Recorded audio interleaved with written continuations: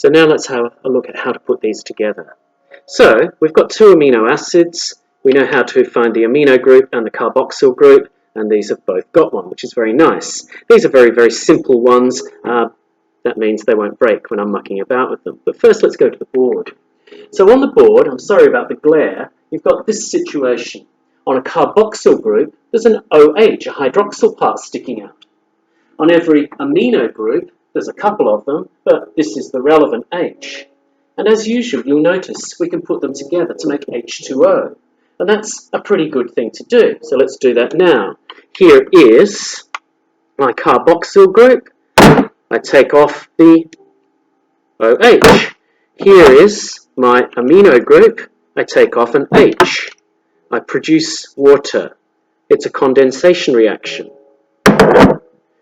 I put these together now, and I've made a peptide bond. A peptide bond is the bond between two amino acids when they're joined together by a condensation reaction.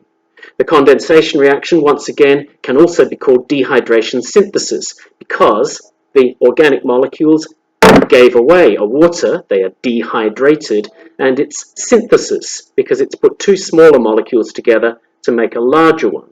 And so that's what we've got here. Here's a peptide bond. You can always recognize where a peptide bond is by this pattern, NCC, NCC. The NCC, nitrogen, carbon, carbon, is the backbone of any amino acid. And so when there's something between them, aha, that was a carboxyl group, that was an amino group, this is a peptide bond. So this is a dipeptide, just like putting two monosaccharides together to make a disaccharide, that's what this is. The reverse can also happen, and that's called hydrolysis or hydrolysis. And so what we do is we break a water molecule. Right? So we've broken the water molecule. You can see there's an OH group and there's an H. And so we'll break this so it kind of works. And, well, when I break it, it's unstable, and immediately something's going to happen to make it stable. And yes, that has happened.